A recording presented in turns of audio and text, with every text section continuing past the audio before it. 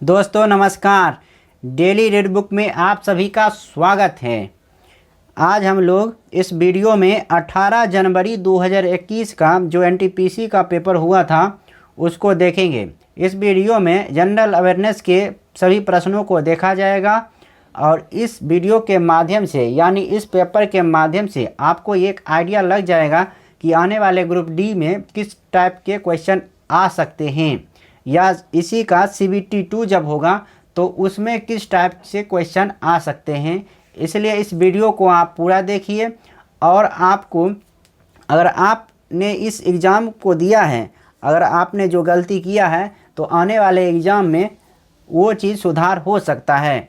इसलिए स्टार्ट करते हैं प्रश्नों को। पहला प्रश्न है 2018-19 में सऊदी अरब पेट्रोलियम के निर्यात में दुनिया का अग्रणी देश है। कौन सा देश दूसरे स्थान पर है? आंसर होगा रूस।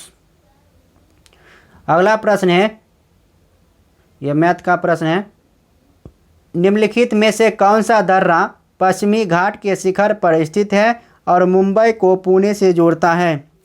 आंसर होगा भोर घाट दर्रा। अगला प्रश्न है, निम्नलिखित में से कौन सा शहर द गोल्डन ट्रायंगल नामक पर्यटन परियोजना का हिस्सा नहीं है? आंसर होगा लखनऊ, जबकि दिल्ली, जयपुर, आगरा ये द गोल्डन ट्रायंगल नामक पर्यटन परियोजना का हिस्सा है। अगला प्रश्न है, हड़प्पा सभ्यता की मोहरों पर निम्नलिखित में से कौन सा पशु अक्सर देखा जाता था? आंसर होगा बैल। अगला प्रश्न है, पाचन तंत्र के चरणों का निम्नलिखित में से कौन सा अनुक्रम सही है? आंसर होगा अंतःग्रहण, पाचन, अवशोषण और उत्सर्जन। अगला प्रश्न है, निम्नलिखित में से कौन सा एक अंतर्राष्ट्रीय संगठन नहीं है? इसका आंसर होगा रक्षा अनुसंधान और विकास संगठन यानी DRDO।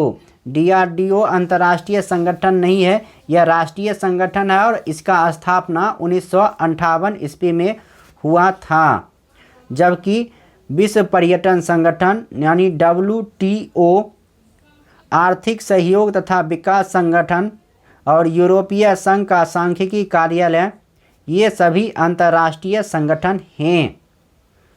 अगला प्रश्न है, निम्नलिखित में से कौन सा कंप्यूटर का एक हार्डवेयर घटक नहीं है?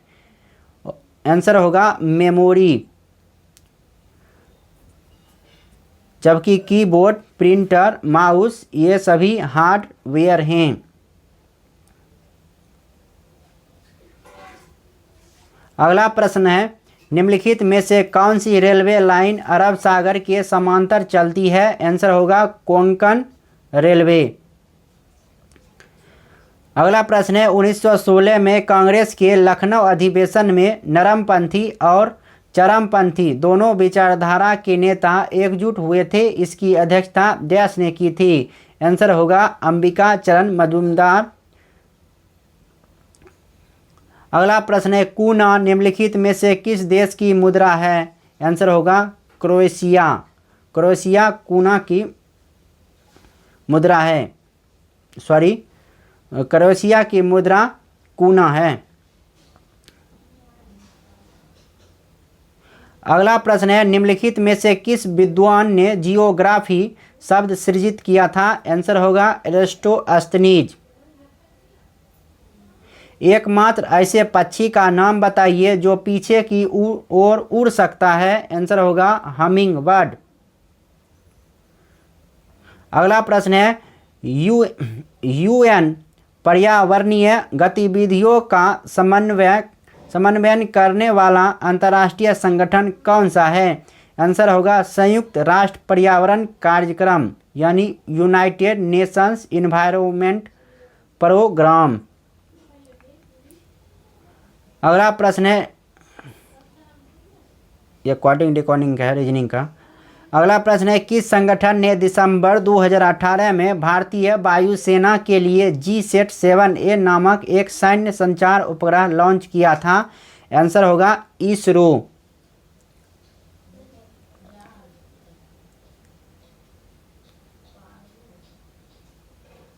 अगला प्रश्न है, 2014 में बैंक खाता, क्रेडिट, बीमा, पेंशन आदि जैसी वित्तीय सेवाओं की सस्ती अधिगम्यता प्रदान करने के लिए कौन सी योजना शुरू की गई थी? आंसर होगा प्रधानमंत्री जन धन योजना। बिहार का चंपारण महात्मा गांधी द्वारा वर्ष डैश में किए गए सत्याग्रह का साक्षी था? आंसर होगा 1917। अगला प्रश्न है, संयुक्त राष्ट्र द्वारा पर्यावरण एवं विकास पर रियो घोषणा को मंजूरी किस वर्ष दी गई थी? आंसर होगा 1992 ईस्वी में। अगला प्रश्न है, निम्नलिखित में से कौन सा कंप्यूटर वायरस नहीं है लेकिन मूल रूप से कंप्यूटर भाषा है? आंसर होगा पाइथन। अगला प्रश्न है, राष्ट्रपति किस समुदाय के 2 सदस्यों को लोकसभा में नामांकित कर सकता है? आंसर होगा एंग्लो इंडियन। अगला प्रश्न है, न्यायालय न्याय से संबंधित है तो महाविद्यालय शिक्षा से।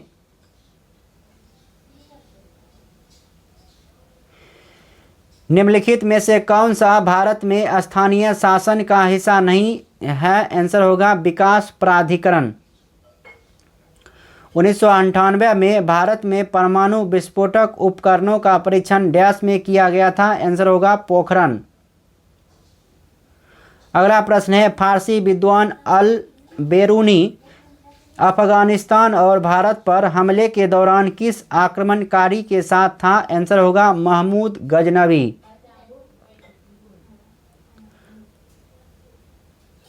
अगला प्रश्न है, किस प्रसिद्ध व्यक्ति को करो या मरो का नारा देने के लिए जाना जाता है? आंसर होगा महात्मा गांधी, जो 1942 ईस्वी में भारत छोड़ो आंदोलन के दौरान दिए थे।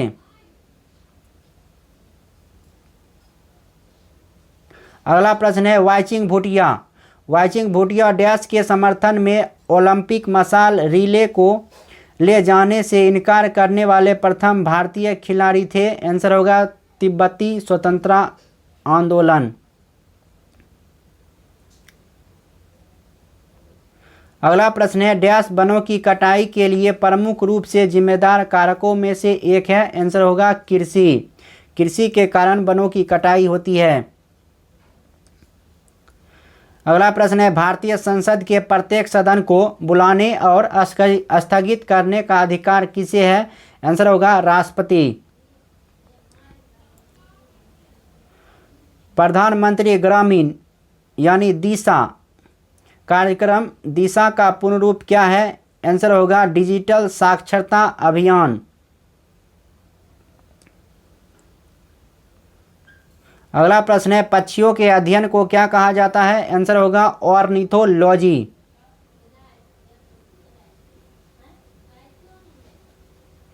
हरे पौधे और कुछ जीवाणु अपने भोजन का निर्माण स्वयं करते हैं, वे निम्नलिखित में से कौन सी पोषण क्रिया अपनाते हैं? आंसर होगा स्वपोषी पोषण। अगला प्रश्न है, भारत सरकार ने डैश बेटी बचाओ बेटी पढ़ाओ कार्यक्रम आरंभ किया? आंसर होगा बालिका लिंगानुपात में कमी लाने के लिए।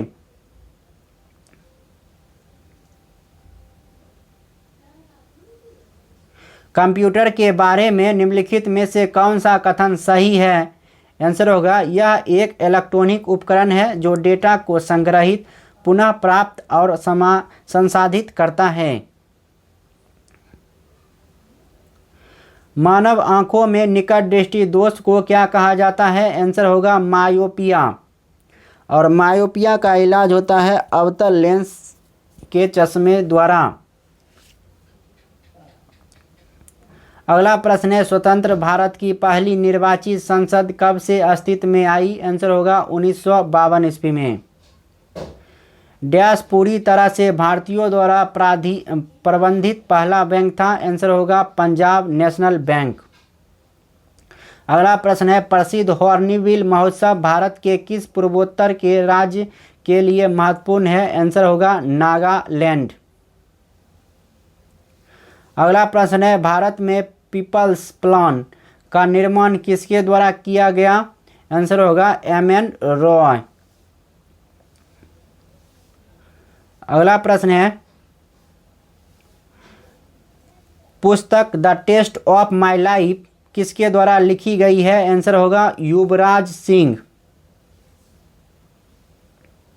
अगला प्रश्न है, आगरा का किला किस मुगल सम्राट द्वारा बनवाया गया था? आंसर होगा अकबर।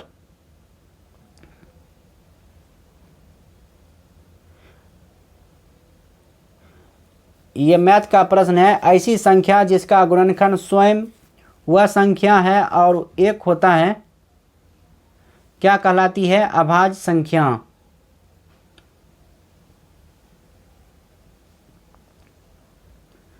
अगला प्रश्न है, लॉर्ड कर्जन द्वारा बंगाल विभाजन के निर्णय का वास्तविक कारण किसे माना जाता है? आंसर होगा अंग्रेजों की फूट डालो और राज करो की नीति।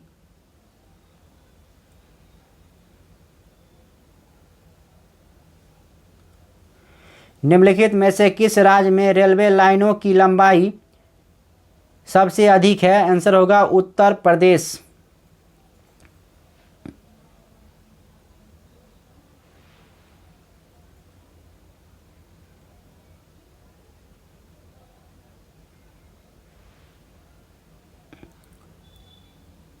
अगला प्रश्न है, ये सारे मैथ का प्रश्न है,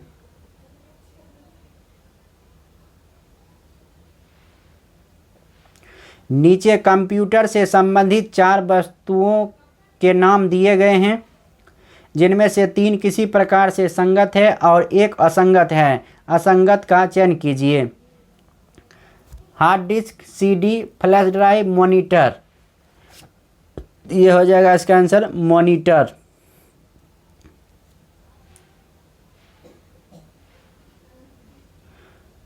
इस वीडियो में इतना ही। अब नेक्स्ट वीडियो में नेक्स्ट पेपर के साथ फिर मुलाकात होगी। तब तक के लिए नमस्कार। अगर वीडियो अच्छा लगा हो तो लाइक कर सकते हैं, अगर अच्छा नहीं लगा तो डिसलाइक कर सकते हैं, लेकिन साथ में कारण ज़रूर बताइएगा कि क्यों नहीं अच्छा लगा। तब तक के लिए नमस्कार, जय हिंद। और इस पेपर के माध्यम से आगे आने वाले एग्ज़ाम का जो आइडिया लगेगा वो काफ़ी अच्छा होने वाला है। धन्यवाद।